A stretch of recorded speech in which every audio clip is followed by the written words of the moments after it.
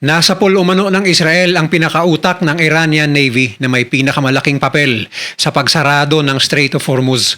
Ano ang impact ng kanyang pagkamatay? Ito ba'y magiging dahilan sa pagluwag ng mahigpit na paghawak ng Iran sa Strait of Hormuz o ito'y magiging sanhi ng mas lalong pag-ipit ng Iran sa lagusang nagpalugmok ngayon sa ekonomiya ng maraming bansa? Samantala, muling tinamaan ng Iran ang loob ng Israel gamit ang mas malalakas na missile. Humihina na ba talaga ang pinagmamalaking air defense system ng Israel o sadyang lumalakas lang ang mga armas na gamit ng Iran? Yan ang tatalakayin natin ngayon dito lang sa Mr. Good Sa gitna ng mas lumalalim na giyera sa pagitan ng Iran at ng kalaban nitong US at Israel, isang malaking dagok ang tumama sa mismong Naval Command ng Iran. Ayon sa pahayag ng IDF o Israel Defense Forces, napatay nila sa isang airstrike si Ali Reza Tangsiri, ang commander ng IRGC Navy. Isang tao na hindi lang simpleng admiral o opisyal, kundi isa sa pinakamahalagang mukha ng strategiya ng Iran sa dagat. Siya ang isa sa mga pangunahing pangalan na laging iniuugnay sa matapang at agresibong galaw ng Iran sa Persian Gulf, lalo na sa usapin ng Strait of Hormuz. Ang makitid pero napakahalagang daanan ng langis at gas na parang ugat ng global economy. Para maintindihan kung bakit napakalaking balita nito, kailangan muna nating maintindihan din kung sino si Tangsiri. Siya ang pinuno ng naval arm ng Islamic Revolutionary Guard Corps o IRGC, ang mas ideolohikal at mas agresibong bahagi ng military structure ng Iran. Hindi ito ang regular na Iranian Navy lang. Ang IRGC Navy ay madalas iniaatas sa mabilisang harassment sa dagat, paggamit ng speedboats, sea mines, drones, anti-ship missiles at iba pang asymmetric tactics na kayang manggulo kahit sa mas malalaking puwersa. Mula nang maupo siya bilang commander noong 2018, naging mas matapang ang mensahe ng Iran sa Gulf region. Pero higit sa lahat, ang pangalan ni Tangsiri ay naging kritikal dahil sa papel niya sa tensyon sa Strait of Hormuz. Sa kasalukuyang digmaan, lumabas sa mga ulat na siya ang isa sa mga pangunahing opisyal na iniuugnay ng Israel sa paglalagay ng pressure sa rutang ito, kabilang ang paglalagay ng naval mine, pagbabanta sa shipping at pagpapatupad ng kontrol ng Iran sa pagdaan ng mga barko. Nitong mga nakaraang araw, sinabi rin ng Iran sa international bodies na maaari lamang makadaan ng ligtas ang mga non-hostile vessels kung makikipag-coordinate ang mga ito sa Iranian authorities, partikular kay Tangsiri. Ibig sabihin, malinaw na gustong ipakita ng Iran na kaya nitong kontrolin kung sino ang makakadaan at sino ang hindi. At sa likod ng ganitong maritime pressure, si Tangsiri ang isa sa pinakamabibigat na pangalan. Kaya para sa Israel, ang pagpatay sa kanya ay hindi lamang basta elimination ng isang mataas na opisyal, isa itong pagtatangka na putulin ang utak ng Iranian naval pressure campaign sa Persian Gulf. Dahil kapag si Tangsiri ang nawala, hindi lang isang tao ang natatanggal. Kasama ring tinatamaan ang command experience, ang network at ang kumpiyansa ng Iran sa isa sa pinakamahalagang larangan ng giyera, ang dagat. Lalo na ngayon na halos tumigil na ang malaking bahagi ng shipping sa Hormuz dahil sa takot sa atake at tumataas ang pangamba sa panibagong oil shock na pwedeng maramdaman sa buong mundo. Sa madaling salita, si Ali Reza Tangsiri ay hindi lang basta head ng Navy sa ordinaryong pakahulugan. Siya ang isa sa mga mukha ng strategiya ng Iran para gawing sandata ang heograpiya nito. Sa ilalim ng kanyang pamumuno, ang Strait of Hormuz ay hindi lang simpleng daanan ng barko, kundi ginawang pressure point laban sa mga kaaway ng Iran. At ngayon na sinasabing patay na siya, isang malaking tanong ang bumabalot sa rehiyon. Hihina ba ang kakayahan ng Iran na kontrolin ng Hormuz o may susunod na commander na mas magiging agresibo pa? Dahil sa gerang ito, hindi lamang missile sites at air defenses ang target, pati ang mga utak na nagpapatakbo sa pinakamapanganib na choke point sa mundo, isa-isa ring pinapatahimik ng Israel. Sa unang tingin parang oo, dahil si Tangsiri ay hindi lang basta commander, siya ang itinuturing na taong nagpapatakbo ng mismong strategiya ng Iran sa Hormuz. Ayon sa mga ulat, siya mismo ang iniuugnay sa operasyon na nagdulot ng halos total na pagkahinto sa shipping sa lugar. At dahil dito, bumagsak ang tanker traffic, may mga barkong nasira at tinarget at umabot sa halos wala ang dumadaang oil shipment sa ilang araw, isang pangyayaring hindi pa naranasan sa modern history. Kaya sa military perspective, ang pagkawala niya ay malaking suntok pero hindi ibig sabihin nito ay tapos na ang Iran. Dito pumapasok ang mas malalim na realidad.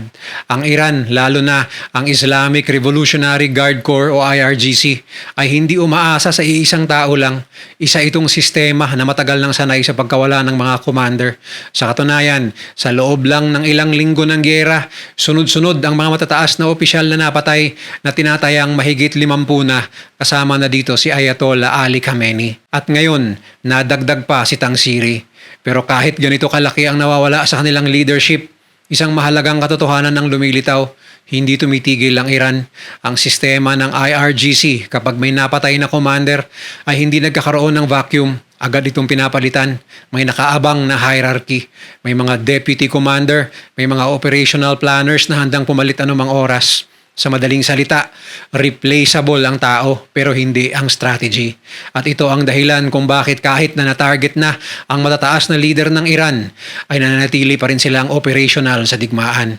Sa Strait of Hormuz, kahit nawala si Tangsiri, nananatili ang mga asset tulad ng naval mines na na-deploy na, missile batteries sa coastal areas, drone launch sites at swarm tactics gamit ang speedboats.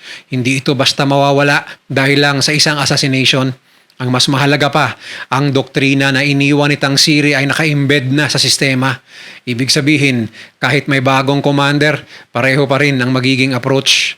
Actually, may posibilidad pa nga na mas magiging agresibo dahil sa military culture ng Iran, ang pagkawala ng isang mataas na opisyal ay kadalasang nagiging dahilan para magpakita ng lakas ang kapalit, para ipakita na hindi sila natitinag. At ito ang kinatatakutan ngayon ng maraming bansa dahil habang iniisip ng ilan na humihina ang Iran dahil sa pagkawala ng mga leader, may ibang analyst na nagsasabing ito ay maaaring mag-trigger ng mas matinding retaliation. Ibig sabihin, kahit nababawasan ang leadership ng Iran, hindi pa rin nawawala ang kanilang kakayahan na umatake. At dito nagiging mas komplikado ang sitwasyon dahil ang gerang ito ay hindi lang tungkol sa kung sino ang may mas malakas na leader, kundi kung sino ang may mas matibay na sistema. Sa ngayon, malinaw na kahit sunod-sunod ang pagkawala ng mga general ng Iran, hindi pa rin sila natitibag. Ang tanong ngayon, ilang commander pa ang kailangang mawala bago tunay na humina ang Iran? O mas lalo lang ba silang lalakas habang tumatagal ang laban? Dahil habang sunod-sunod ang pagkawala ng mga matataas na opisyal ng Iran, isang mas nakakagulat na development ang unti-unting lumilitaw. Nakakapasok pa rin ang mga atake ng Iran sa loob ng Israel. At hindi ito simpleng rocket attack lang. Ayon sa mga ulat, kabilang na dito ang paggamit ng cluster-type munitions na tumama sa mga sibilyang lugar gaya ng insidente sa Bnei Brak, isang distrito sa Tel Aviv na syudad sa Israel, kung saan 9 katao ang nasugatan matapos tamaan ng mga pira-pirasong explosive payload na kumalat sa isang area. Ibig sabihin, hindi lang precision strike ang ginagawa ng Iran, gumagamit din sila ng mga armas na dinisenyo para magdulot ng mas malawak na epekto sa lupa. Pero ang mas malaking tanong, paano ito nakakalusot sa isa sa pinaka-advanced na air defense system sa mundo? Para maintindihan ito, kailangan nating himayin ang strategy ng Iran. Hindi sila umaasa sa isang uri ng attack. Ang ginagawa nila ay tinatawag na layered saturation attack. Sa simpleng paliwanag, pinupuno nila ang langit ng sabay-sabay na banta. Unang wave, mga murang drone. Ito ang mga mababagal at murang UAVs na hindi ganoon ka-advanced pero napakarami. Layunin nito ay hindi agad tumama, kundi ubusin ang atensyon at resources ng defense systems. Pangalawang wave, cruise missiles. Mas mabilis, mas mababa ang lipad at mas mahirap i-detect. Ito ang mga sumusunod habang busy pa ang radar sa unang wave. At ang pangatlong wave, ballistic missiles. Ito ang pinakamabilis kapag pinalipad na. Napakahirap ng pigilan at dahil nauna na ang drones at cruise missiles, mas manipis na ang defense layer pagdating ng pinakadelikadong bahagi. At dito pumapasok ang problema. Kahit gaano ka-advanced ang defense system, kahit ang kilalang Iron Dome ay may limitasyon ito. Hindi ito designed para sabay-sabay na harapin ang daan-daang target mula sa iba't ibang direksyon, altitude at bilis. Kapag napuno ang system, may makakalusot. At yon ang nangyayari sa Israel. Sa mga recent na ulat, may ilang missiles at at fragments na nakalusot sa defense layers at tumama sa urban areas. Hindi man ito mass destruction level pero sapat na ito para magdulot ng panic, pinsala at psychological pressure. At hindi lang yun, may mga indikasyon din na ginagamit ng Iran ang timing at coordination bilang sandata. Hindi sila basta nagpapaputok lang, pinipili nila ang oras, madalas sa gabi o sa oras na mataas ang operational load para mas mahirapan ang response ng defense systems. Dagdag pa dito, ang paggamit ng decoy. May ilang drones o missile na sinasadyang walang warhead o maliit lang ang payload. Ang layunin ay linlangin ng radar para isipin na isa itong malaking threat habang ang mas mapanganib at kargadong missile ay nasa likod lang. At kapag naloko ang system, doon pumapasok ang tunay na strike. Kaya kahit nababawasan ang mga general ng Iran, malinaw na ang kanilang military doctrine ay buhay na buhay pa rin. Hindi ito umaasa sa isang tao lang. Ito ay sistema ng pag-iisip. Isang kombinasyon ng dami, timing, deception, at layered attacks. At ito ang dahilan kung bakit kahit under pressure, nagagawa pa rin ng Iran na magdulot ng epekto sa Israel. Pero may isa pang mas malalim na implikasyon ang lahat ng ito. Dahil kung patuloy na makakalusot kahit maliit na porsyento ng mga atake, ibig sabihin walang defense system na 100% guaranteed. At sa gerang ito, kahit maliit na butas, pwedeng maging malaking problema. Sa puntong ito ng gera, malinaw na hindi lang ito laban ng missile at depensa. Ito ay laban ng oras, desisyon at escalation.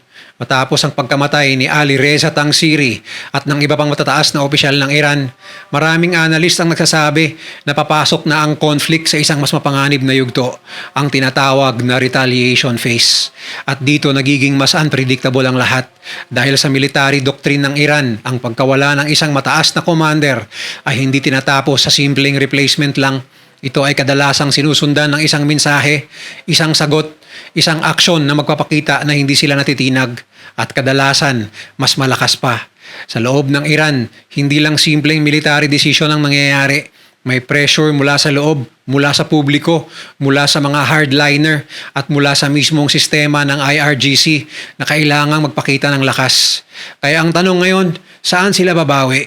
Isa sa pinakaposibleng sagot ay walang iba kundi ang Strait of Hormuz. Ang choke point na ito ang pinaka-epektibong leverage ng Iran laban sa mundo. Hindi nila kailangang sakupin ng ibang bansa, hindi nila kailangang mag-deploy ng malaking army. Kailangan lang nilang gawin ang isang bagay, gawing imposible ang pagdaan ng langis. At kahit pansamantala lang itong mangyari, sapat na yun para magdulot ng global shock. Sa kasalukuyan ay may indikasyon na patuloy pa rin ang presensya ng Iran sa area. Mga naval mine na hindi pa nare-recover, fast attack boats na naka-standby, coastal missile systems na nakatarget sa shipping lanes, at drone surveillance na nagbabantay sa galaw ng mga barko. Ibig sabihin, kahit wala na si Tangsiri, buhay pa rin ang kanyang iniwang sistema. At kung magdesisyon ang Iran na mag-escalate, pwede nilang gawin ito sa loob lang ng ilang oras. Pero hindi lang sa dagat nakatuon ang posibleng sagot ng Iran. May isa pang layer, regional escalation. Ang Iran ay hindi kumikilos mag-isa. Mayroon itong mga kaalyado at proxy forces sa iba't ibang bahagi ng Middle East. At kapag pinili nilang palawakin ang laban, maaaring mangyari ang mga sumusunod. Pagtaas ng missile attacks mula sa iba't ibang direksyon, pag-target sa mga base ng US o allied forces sa rehiyon, pag-atake sa critical infrastructure tulad ng ports at energy facilities, at mas coordinated na drone swarms. At kung mangyayari ito, hindi na lang Israel, US at Iran ang sangkot. Lalawak ito at dito papasok ang mas malaking panganib. Dahil kapag nadamay ang ibang bansa, lalo na ang mga military presence sa Gulf region, pwede itong mag-evolve mula sa regional war papunta sa mas malawak na conflict. At sa kabilang side naman, hindi rin tahimik ang Israel at US. Ang pag-target nila sa mga high-value Iranian commander ay malinaw na bahagi ng isang strategy. Decapitation strikes. Layunin nito na pabagsakin ang command structure ng kalaban, pero tulad ng nakita natin, hindi ito agad nagre-resulta sa collapse. Kaya ang susunod na tanong, magpapatuloy pa ba ang ganitong strategy? At kung oo, gaano pa karaming leaders ang tatargetin?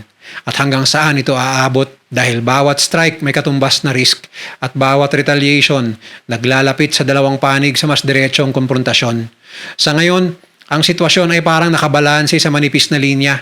Isang maling galaw, isang maling kalkulasyon, isang strike na lumampas sa inaasahan ay pwedeng tuluyang sumabog ang sitwasyon. At sa gitna ng lahat ng ito, ang Strait of Hormuz ay nananatiling pinakasensitibong punto. Hindi lang ito tungkol sa Iran, hindi lang ito tungkol sa Israel at Amerika, ito ay tungkol sa buong mundo. Dahil kapag tuluyang nagsara ang choke point na ito, hindi lang giyera ang mararamdaman ng mga tao, kundi epekto sa gasolina, pagkain, kuryente at sa pang-araw-araw na buhay ng milyon-milyon. Kung nagustuhan mo ang video na to, share mo naman sa iba at mag-subscribe ka na rin. Panoorin mo na rin yung mga videos na nasa kanan para lalo pang maubos ang oras mo.